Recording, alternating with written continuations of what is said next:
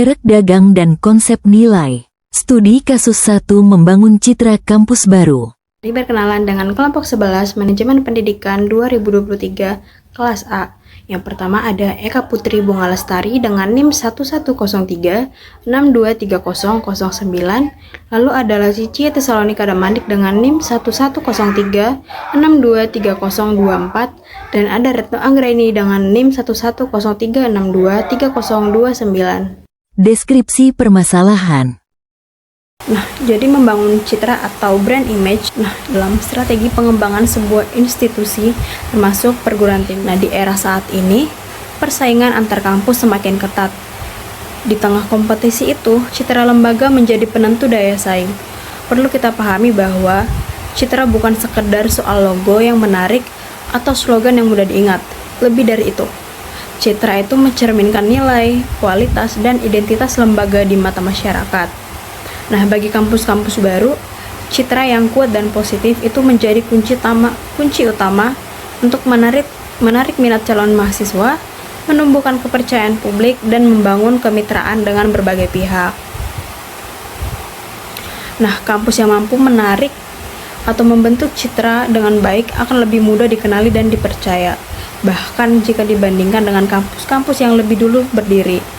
Namun, tantangannya tentu tidak mudah. Proses membangun citra itu harus dilakukan secara terarah, konsisten, dan yang paling penting itu harus mencerminkan keunikan kampus itu sendiri, baik dari sisi akademik, budaya, maupun nilai-nilai yang diusung.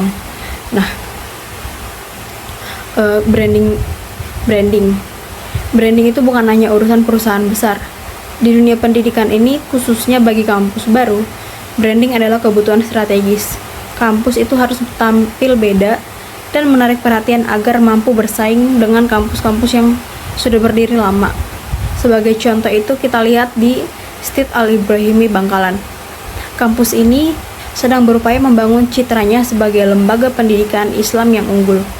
Meskipun memiliki program studi yang berkualitas dan berada di lokasi yang strategis, kampus ini masih menghadapi beberapa tantangan besar, antara lain pengelolaan media sosial yang belum optimal, kesenjangan antara kualitas akademik dan citra yang ingin dibentuk, serta bagaimana memastikan bahwa visi dan misi kampus benar-benar tercermin dalam identitas keislaman yang kuat. Nah, dalam situasi ini tidak hanya dialami oleh Masjid Al-Ibrahimi saja, tetapi juga banyak kampus baru lainnya. Nah, mereka semua itu sedang mencari cara atau mencari strategi branding yang paling tepat agar bisa membangun citra yang kuat, dikenal dan dipercayai oleh masyarakat luas. Nah, menurut hasil penelitian dari jurnal Al-Ibra tahun 2021, dijelaskan bahwa strategi komunikasi yang tepat serta peningkatan brand awareness sangat penting dalam membentuk citra positif sebuah institusi baru. Seperti yang disampaikan oleh Sari pada tahun 2021, pendekatan yang mengedepankan keunikan dan nilai tambah kampus akan menjadi faktor utama keberhasilannya. Nah, permasalahan utamanya itu adalah bagaimana kampus baru ini merancang dan menjalankan strategi branding yang efektif dan berkelanjutan.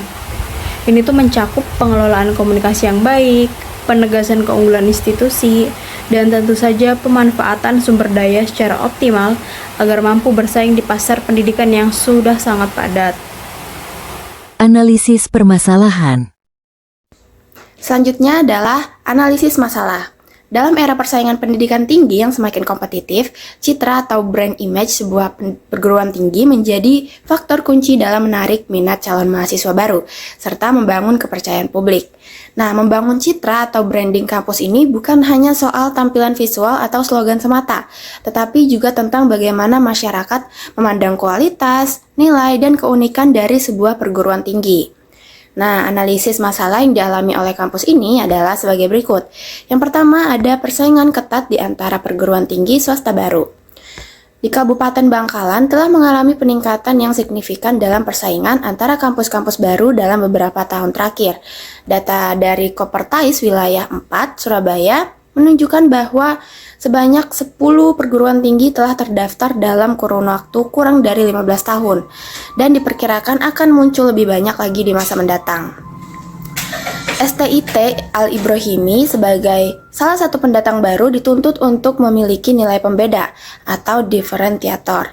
Nah, yang jelas agar tidak tenggelam di tengah dominasi kampus lain yang lebih dahulu eksis.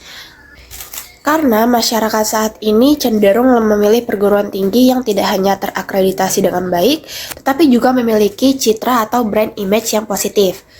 Jadi memang persaingan antar perguruan tinggi ini jadi masalah buat kampus baru kayak STIT Al-Ibrahimi. Masalah yang kedua adalah ketidakseimbangan antara kualitas akademik dan citra kampus. Meskipun STIT Al-Ibrahimi memiliki program studi yang sesuai dengan kebutuhan masyarakat, serta prestasi akademik mahasiswa yang cukup membanggakan, citra kampus belum mencerminkan kualitas tersebut secara maksimal. Salah satu penyebabnya adalah status akreditasi institusi yang masih C, serta kurangnya publikasi keberhasilan mahasiswa dan dosen kepada masyarakat.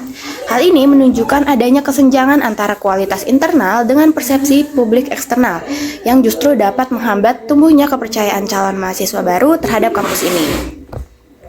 Masalah yang ketiga adalah kurangnya pengoptimalan potensi internal dan eksternal. Meskipun STIT Al-Ibrahimi Bangkalan memiliki keunggulan lokasi yang strategis, yaitu berada di tengah-tengah kabupaten dengan akses seimbang dari barat, timur, utara, dan selatan, namun potensi ini belum dimanfaatkan secara optimal sebagai nilai unggul yang dapat dikomunikasikan kepada masyarakat. Selain itu, kampus ini didirikan di bawah naungan Yayasan Pendidikan Islam Al-Ibrahimi yang memiliki sejarah panjang dan reputasi yang kompetitif di Bangkalan dan Jawa Timur. Kepercayaan masyarakat yang sudah ada terhadap yayasan ini merupakan modal besar. Namun penelitian menunjukkan bahwa potensi ini belum sepenuhnya dimaksimalkan dalam strategi branding kampus. Dan biaya kuliah di STIT Al-Ibrahimi ini juga terbilang sangat terjangkau, bahkan menjadi salah satu yang paling murah di wilayah Bangkalan. Namun keuntungan ini belum diiringi dengan strategi pemasaran yang kuat untuk menjadikannya keunggulan kompetitif. Keunggulan ini jika dikomunikasikan dengan baik, dapat membedakan STIT Al-Ibrahimi dari kampus lain. Masalah yang keempat yaitu pengelolaan media sosial yang belum maksimal. Analisis menunjukkan bahwa pengelolaan media sosial STIT Al-Ibrahimi ini masih belum optimal. Secara spesifik, yang pertama yaitu ada akun Instagram. Akun Instagram @welovestital tidak seaktif Facebook kampus, padahal segmentasi audiens media sosial itu berbeda-beda. Instagram menyasar calon mahasiswa yang lebih progresif dan menyukai tren kekinian. Ini berarti potensi untuk menjangkau segmen pasar penting belum sepenuhnya tereksplorasi. Lalu yang kedua, nama fanpage Facebook. Nama fanpage Facebook kampus ini adalah IAIN Al-Ibrahimi Bangkalan, yang mana itu tidak sesuai dengan nama kampus yang sebenarnya adalah STIT Al-Ibrahimi Bangkalan. Nah, ketidaksesuaian ini dapat menyebabkan kebingungan di kalangan calon mahasiswa dan mengurangi efektivitas branding. Lalu yang ketiga, ketidakteraturan konten. Pengelolaan fanpage kurang maksimal dengan postingan yang cenderung tidak teratur, baik dari segi jadwal maupun desain khas kampus. Ketiadaan jadwal posting yang konsisten dan desain yang unik dapat mengurangi daya ingat dan identifikasi merek di mata publik. Lalu yang keempat, tidak adanya saluran YouTube. Pada saat penelitian ini dilakukan, kampus belum memiliki saluran YouTube resmi, padahal YouTube merupakan platform penting untuk menyajikan konten visual yang lebih mendalam, seperti profil kampus, kegiatan mahasiswa, atau testimoni yang dapat meningkatkan interaksi dan daya tarik. Masalah yang kelima adalah fasilitas kampus yang belum mendukung citra positif. Sarana dan prasarana kampus merupakan aspek nyata yang langsung mempengaruhi pengalaman mahasiswa. Meskipun jumlah kelas yang dianggap lumayan memadai, STIT Al-Ibrahimi ini masih menghadapi beberapa kendala seperti keterbatasan toilet, tempat parkir yang sempit, serta referensi perpustakaan yang belum memadai. Kekurangan ini tidak hanya mempengaruhi kenyamanan belajar, tetapi juga dapat menciptakan kesan negatif terhadap profesionalitas kampus secara keseluruhan. Kekurangan fasilitas ini dapat berdampak negatif pada pengalaman dan kepuasan mahasiswa, yang pada gilirannya dapat mempengaruhi citra kampus dan membatasi kemampuannya untuk bersaing secara aktif. Maka dari itu, upaya memperbaiki fasilitas perlu diberlakukan agar sejalan dengan narasi citra kampus yang ingin ditonjolkan. Analisis masalah yang keenam adalah kurangnya profesionalisme dalam komunikasi resmi dan keterbatasan anggaran branding. Kepercayaan publik sangat bergantung pada profesionalitas dalam komunikasi. Namun terdapat masalah dalam komunikasi resmi kampus. STIT Al-Ibrahimi belum memiliki nomor telepon kampus secara resmi. Komunikasi ini hanya menggunakan nomor ponsel pribadi wakil ketua 2. Hal ini mengurangi kesan profesionalisme dan kredibilitas lembaga. Selain itu, meskipun biaya perkuliahannya itu sangat terjangkau, yang mana itu bisa menjadi pembeda dari kompetitor, namun perputaran dana yang sedikit itu menjadi penghambat implementasi strategi branding yang lebih luas, terutama untuk advertisement online atau ads yang mana membutuhkan biaya yang tidak sedikit. Keterbatasan anggaran ini membatasi jangkauan dan frekuensi promosi yang dapat dilakukan. Analisis masalah yang ketujuh adalah visi misi yang belum sepenuhnya mencerminkan nilai keislaman.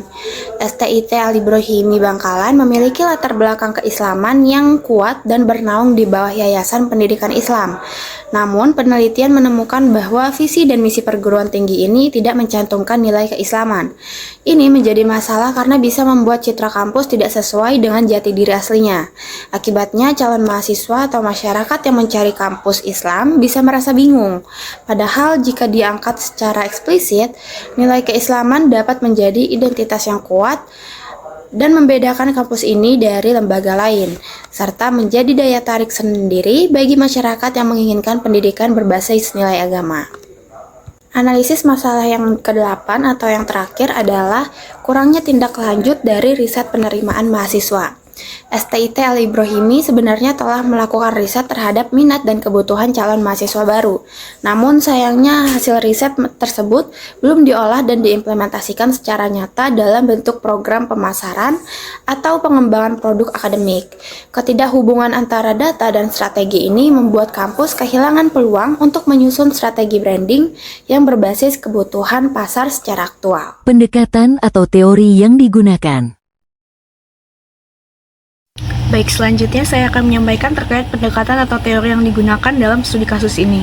Nah, strategi merupakan program jangka panjang suatu organisasi berkaitan dengan cara mengatasi dan memaksimalkan kekuatan organisasi dan mengatasi kelemahan internalnya dengan memanfaatkan peluang dan mengatasi berbagai ancaman eksternal untuk mempertahankan keunggulan bersaing. Nah, strategi yang tepat dapat menghantarkan lembaga pendidikan pada keberhasilan dalam mencapai tujuannya dan tetap memiliki keunggulan bersaing.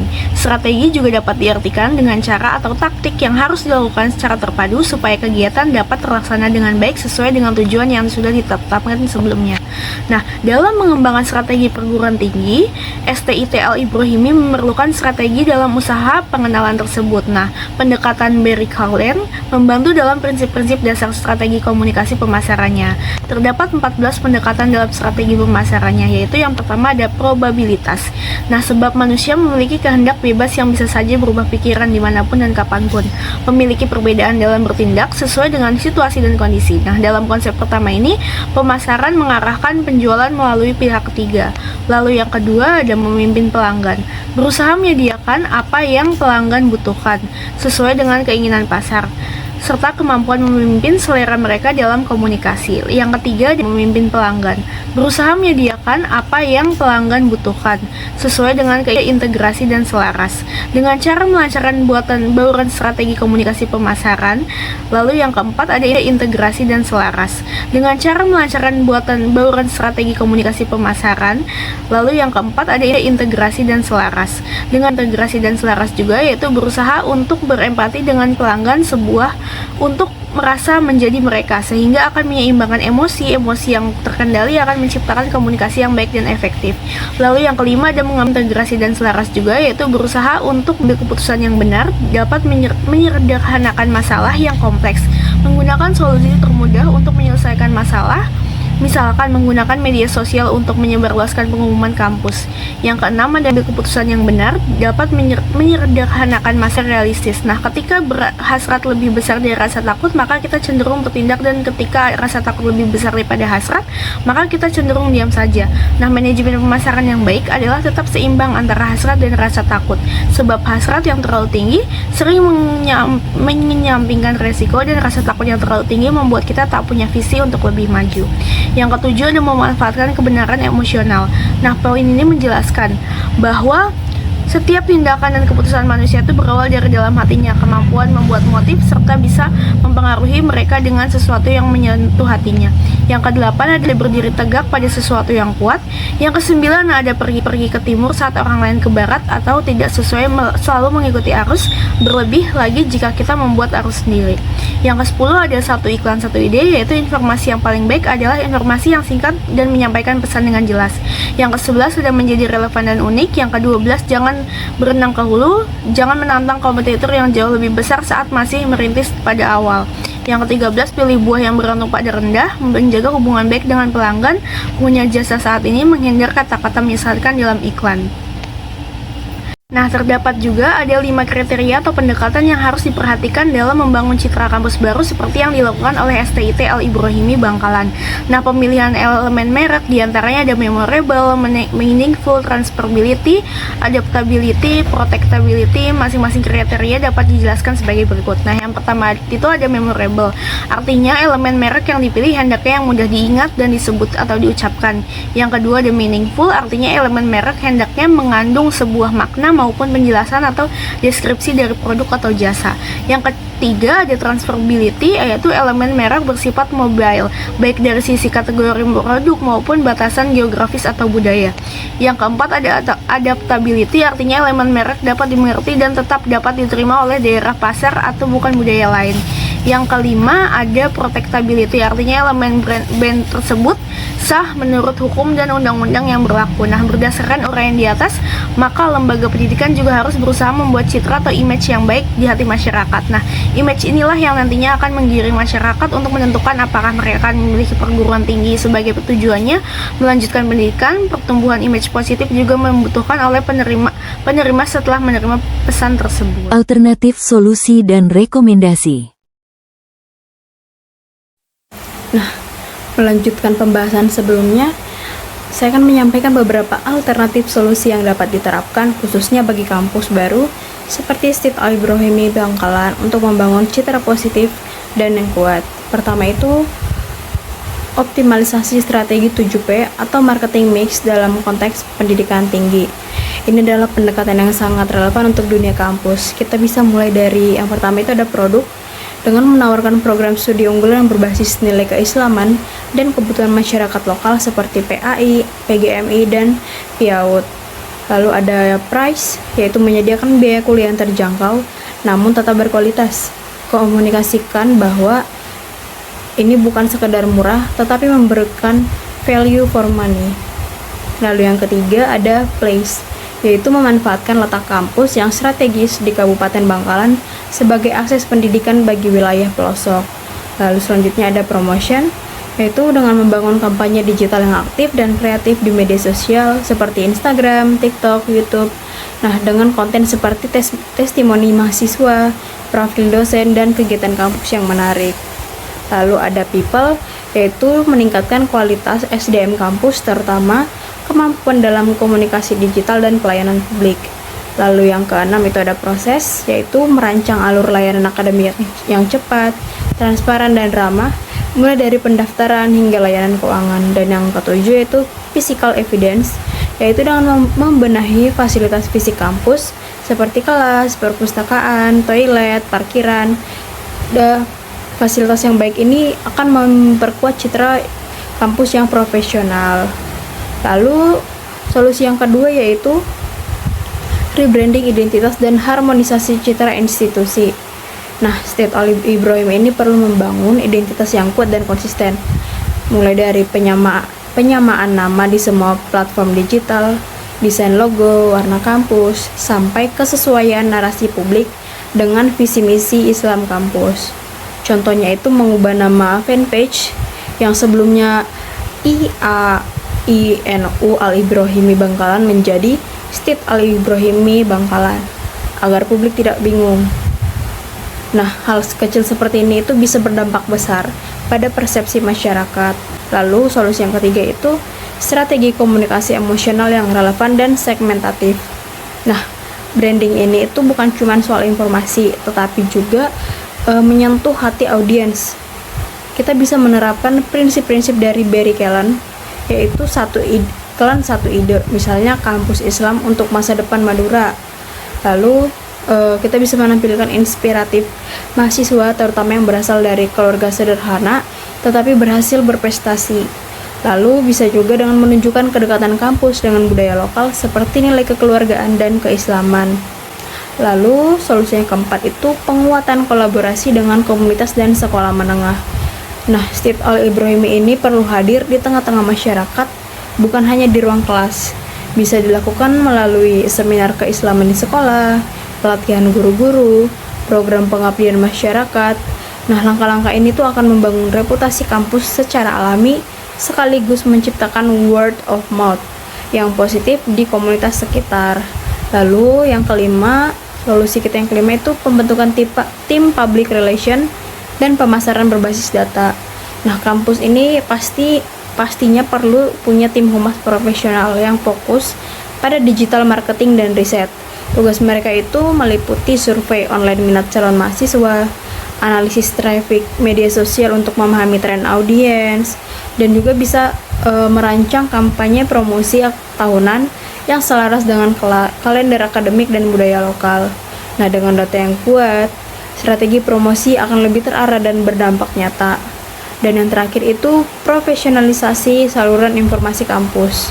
Nah, kepercayaan masyarakat ini sangat bergantung pada profesionalisme komunitas kampus. Maka dari itu, STIT Al-Ibrahimi ini perlu menyediakan nomor telepon resmi, email institusi dengan domain .ac.id, dan website interaktif yang lengkap. Dan jangan lupa kanal YouTube kampus yang menampilkan berbagai video promosi seperti testimoni alumni, profil kegiatan, dan cerita mahasiswa. Nah, jadi 6 solusi ini tuh bisa menjadi langkah awal untuk membangun citra positif STIT Al-Ibrahimi secara realistis, sistematis, dan berkesinambungan. Jadi branding itu bukan sekedar terlihat menarik, tetapi juga bisa dirasakan, dipercaya, dan diingat oleh masyarakat. Kesimpulan. Kesimpulan dari studi kasus ini adalah membangun citra kampus baru merupakan langkah strategis yang sangat penting dalam menentukan keberhasilan sebuah perguruan tinggi di tengah persaingan yang sangat kompetitif. Citra kampus bukan sekedar tampilan visual atau slogan semata, tetapi mencerminkan kualitas, identitas, dan nilai yang dipegang oleh lembaga pendidikan tersebut. Studi kasus STIT Al-Ibrahimi Bangkalan menunjukkan bahwa meskipun kampus ini memiliki sejumlah keunggulan seperti lokasi strategis, biaya kuliah yang terjangkau, serta latar belakang keislaman yang kuat, namun belum mampu memaksimalkan potensi tersebut dalam membangun citra yang kuat di mata masyarakat. Beberapa tantangan seperti pengelolaan media sosial yang belum optimal, ketidaksesuaian antara visi misi dengan identitas keislaman, serta kurangnya fasilitas pendukung menunjukkan perlunya pendekatan branding yang lebih terarah dan konsisten. Oleh karena itu, strategi yang menyeluruh mulai dari konsistensi identitas institusi, komunikasi publik yang profesional dan emosional, hingga peningkatan kualitas layanan dan pengalaman mahasiswa akan menjadi kunci utama dalam menciptakan persepsi positif terhadap kampus baru.